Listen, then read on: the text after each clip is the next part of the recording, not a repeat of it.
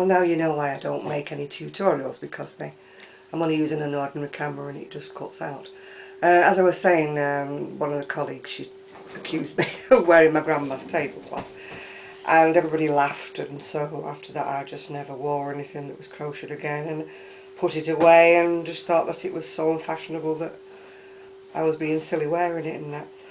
Anyway, when I retired, I had to retire at 60 because of bad health. I was waiting for a major spinal surgery, and they were being very awkward with me at work because I couldn't do this and couldn't do that, and my back was just, I was in agony all the time, but they was thinking I was just putting it on, or, you know, accusing me of having a bad back, you know. I mean, it turned out I had 3 crusher vertebrae in my back, and I had to have a plate put in it and pins and everything else. So, I mean, I wasn't malingering, I really did have problems. And also it was affecting my feet, you know, I kept losing my balance, and my feet were, I was losing the nerve to my feet were damaged. Anyway, when I was recovering from that operation and then waiting for a knee operation, I thought I would pick up my crocheting again. So I did, and everything. And then recently, like, you know how it is, I'm retired, I'm on a pension, and I was giving everything away, and I thought, this is just silly. You know, maybe I could just make a little bit of money. I mean, I'm not going to make a business out of it, I knew I wouldn't do that. But just to help fund my passion, you know, for buying wool, and I love to make things when there's only like so many things a person can wear, isn't there? I've already got a full wardrobe of crochet, some of it that's barely been on my back. So I just started to see whether or not I could sell it. I started an Etsy shop, which is having a little bit of success. I've sold some things to America, and just making an order now for a lady in Northern Ireland. As I say, I don't want to be swamped with orders, but it is nice to just feel that I'm not paying out my own money for wool like every month. I just would like to be in a situation where I can afford to buy the wool every month with what I've earned. You know, it would be lovely, it would be nice. So that's how Urban Gypsy Crochet was formed. The reason it's got that name is I'm nothing to do with a gypsy.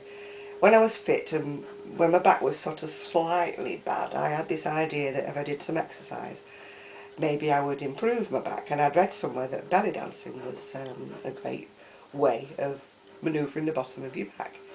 So I went to learn in my local centre.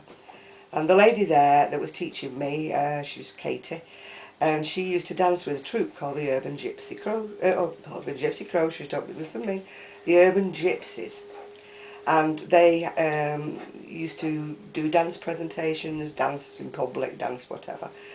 And I always had this aim that one day I might be good enough to dance with them.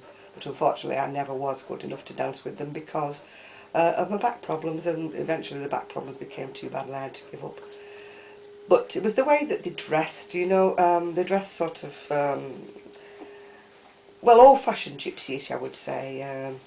They used to dance to the Turkish belly dancing style, and I just liked the way they dressed, liked the way they were everything.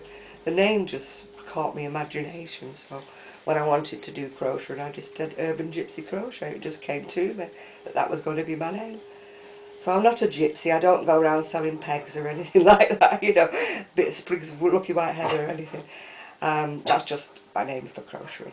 Well, that's really about it I can say about my life. I'm happily retired, I'm happily divorced. There's no one in my life except the dog who's huffing and puffing in the background. My son comes and his wife comes to visit me quite often. They've got 2 more dogs and they come as well.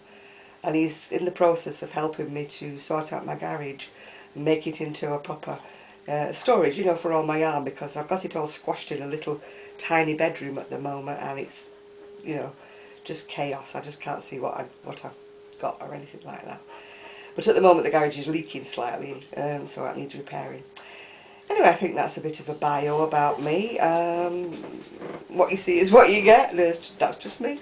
So thank you for watching, and good afternoon, goodbye, good night.